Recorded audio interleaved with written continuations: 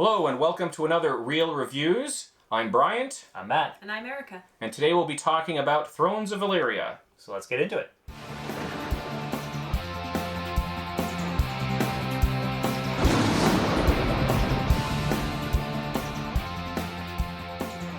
Alright, Matt, let's start with you. So, when or how often would you see this game hitting the table? When would you bring this one out? Well, it's actually one of my newer games. We just got it in recently, maybe 2 months ago, and I've already hit it to the table 4 or 5 times. So it's actually one that's actually pretty easy to bring to the table. All it really is a deck of cards, some dice, and a few it's a very small board, right? And fewer dice, actually. I was going to say, not many. Sorry, not dice, tokens. Yeah, coins. Sorry.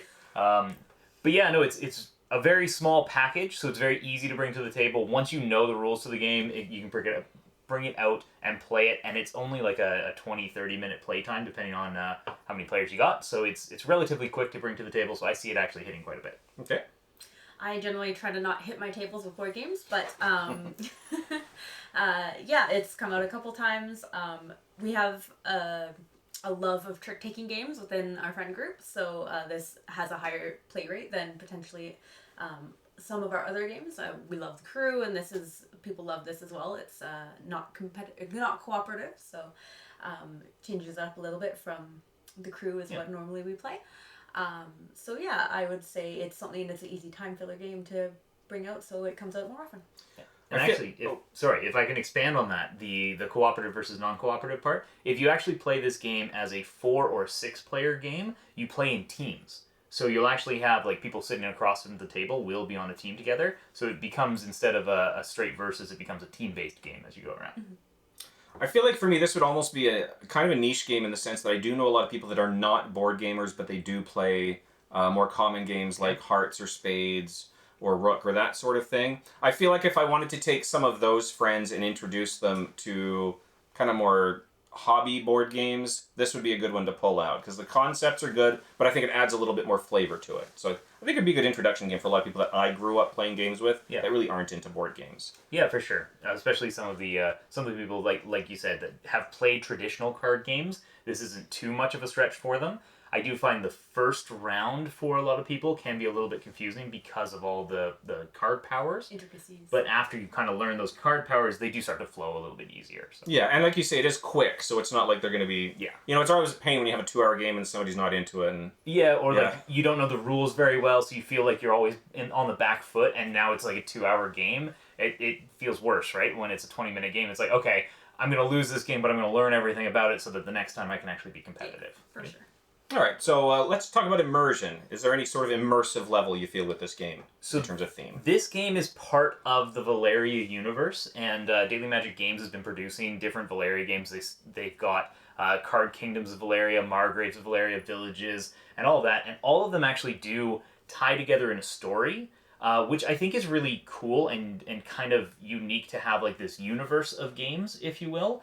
But as far as like, does the theme and immersion come through in this? Not really. It's a trick-taking game, right? It's you're trying to get coins, you're trying to play cards, right? All of the characters in here do share a similar theme with the rest of the Valeria games, and like you're using the same terminology for everything. The art is very much the same, so you can definitely tell it's from the universe. But yeah, at the end of the day, it's a trick-taking game, and actually the lore behind this one is this is the trick-taking game that people in Valeria play. Yeah. Yeah, I would say the art on the box definitely follows the Valeria theme. The cards is a different style than unless I'm misremembering. The cards are a different art style than what normally you play with. Yeah, basically same thoughts is that you could call these anything that you want. These could be, instead of colors, they could be, you could just add in a different suit, and you could do that with hearts and spades and clubs and whatnot, and it'd be very similar. So the theme doesn't come through for me, but I don't think that detracts from the game. No. It's a trick-taking game. Yeah, and I'm on that page too. I don't think this was intended to be a thematic game. Exactly. I would say it is a step up from Hearts in terms of theme, because which literally has none. But so this isn't one you play for theme, but it doesn't really detract because that's not what you're playing this type of game for. Yeah, absolutely. All right, so let's talk about aesthetics and component quality. I enjoy the aesthetic. I like the card backs. They are a little bit like busy or whatever, but I do like the style of them. I like the artwork on it. It's done by the same artist as the rest of the Valeria series, I believe. You're right, Erica, they are slightly different, though these symbols are identical to the ones that are in the Valeria universe, so it's... Yeah, I've always liked the aesthetic that comes along with a Valeria game, and the cards are decent quality.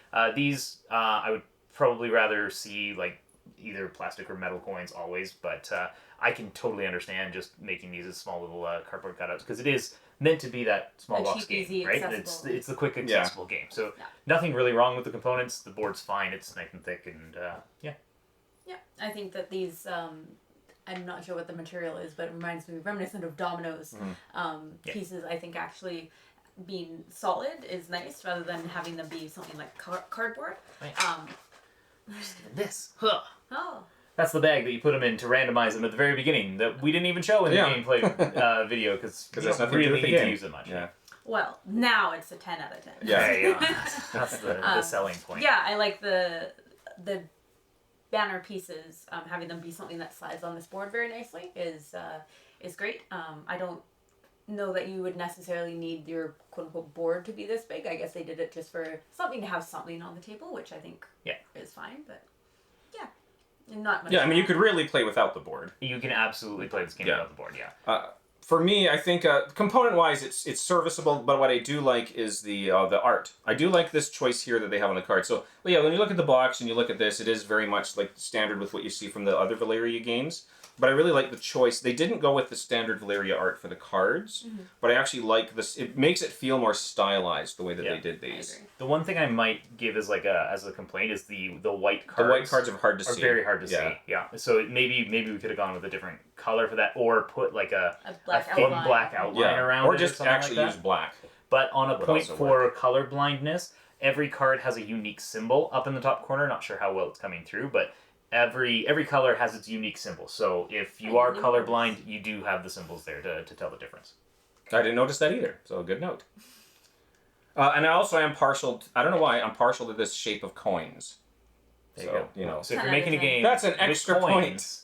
Shape them that way, Brian. You know, sometimes you get bored of round coins. Yeah. So it's nice to have something that's a little different. Make a necklace out of the coins. Yeah. I got a game we gotta play. If you like coins, I got a game we gotta play. Okay, and then let's talk about mechanics and rules that we like or dislike with this. Okay, so I'm personally not the biggest fan of trick-taking games. When it comes to like a game of Wizard or a game of Hearts, I normally shy away from it. This one I actually do enjoy, and I think I enjoy it because of the powers on the cards. And I was thinking to myself, like, doesn't it add a bunch of randomness? But it's kind of the same feeling that you get when you get like a 1 or a 2 in a suit, and it's like, oh well, this is just I'm just gonna lose this trick anyway. It's a garbage card. It's a garbage card, no right? Garbage cards in here. There aren't really garbage cards in here. There are. Every card does feel like it has an impact to it. Now sometimes you definitely get cards that aren't that good because you get, like my last hand, which was 7s and 8s of the suits that are at the bottom of the table, right? And it's like, well, these are never going to win me tricks, and even if they do win me tricks, they're going to lose me points when I do. That kind of feels bad, but on the same token, that exists in every trick-taking game because it's a random deck. Well, and in this case, those same cards would be good in a different situation. Exactly. Yeah, so it's not like it's always useless. It's just when the situation didn't play out in my favor. But I like the fact that every card feels impactful when you play it. So you are doing something and interacting with the game every time. It's not just like, oh yeah, I'm just going to lose the next 4 tricks and whatever, right? I don't care. This is just the card I'm going to sluff, right? The other mechanic that I do like is I like the way that the trump kind of changes in around this area. It's fluid. It feels different, and it's like you start with a bad hand and then suddenly your hand becomes very good towards the end of the game. Kind of fun. And I also, sorry, I know I'm rambling on about the mechanics. There's a lot of mechanics I like about this because this is a trick-taking game that I will play. I like when a trick-taking game managed to put you on teams against people. I actually find that the team play of this is really fun because you're not allowed to communicate with your team member. So you're playing out a card and it's like, oh, I'm going to play the 4 to move this suit up and hope that my ally has that suit so he can win this trick for 5 points for our team, right? Stuff like that comes out in a team-based trick-taking game that you don't see a lot of times. Not much to add to that. I enjoy the feeling, like I think we mentioned before, there are no bad cards, just bad cards in certain scenarios. For instance, like 1s and 2, or I guess whatever, low cards in normal trick-taking games, you know you're just going to lose with those fluff. the yellow 1 right now, super powerful, because you just kill that, and then you win with a yellow 1, right? Which you would not typically win with 1s or 2s in trick-taking games. So every card does feel like you can achieve something with it, if only you had the right scenario. Yep. Yeah. And along with line, I think you said the word fluid for this, and I think that's what I like most in this game, is the fluidity. And it happened to me twice in the game that we played, and even though it worked against me, it's still a fun element. Where I had a the trump card. I played the highest card of it. Thought for sure I had that win, and then somebody assassinates it. So I actually end up I'm down at the bottom. I still win the hand, but I get -3 points. Because somebody assassinated my matriarch. So but I do like that element. Like you say, there's a lot more. For such a simple game, there's a lot of strategic interplay, which I think is really nice for that. So, any other overall thoughts and feelings about this game? Like I kind of mentioned, this is one of the trick-taking games that I will play. It's like this one and The Crew, I think, are the two that are kind of up there for me. I like The Crew because I like the cooperative element of it. I like this one because I like the way that every card has an ability. I think it's really cool. So. Yeah, along the same lines, I don't necessarily mind things like Wizard. They're not my absolute favorite, but I definitely like the interactions and how each card feels powerful in this game, whereas there's just a feels bad sometimes in certain trick-taking games where you just lose like 6 tricks in a row because that's just what your hand is and you can't affect it anyway, so... Yeah. I think I'm different since I actually do like most trick-taking games. Like I grew up playing like Scum, stuff like that. And that's one where the strategy often is like I just gotta hold until the top 2 people are finished. So I'm not playing for about 10 minutes. For sure. But it's still fun for me, so I like trick-taking games in general. But yeah, this one's definitely, I would say, in my top 3. I think The Crew for me would be up there too.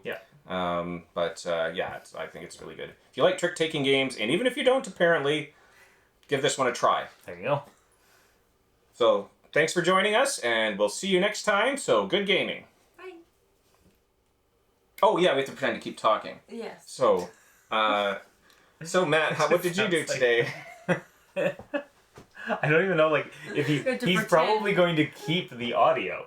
Like, it's not like a pretend to keep talking. It's more like he's going to throw a video here and be like, hey, watch this video next. I still think that works. I'm still your guest star, and even I know that that's probably not how that was supposed to flow. I have a confession. I'm terrible at this.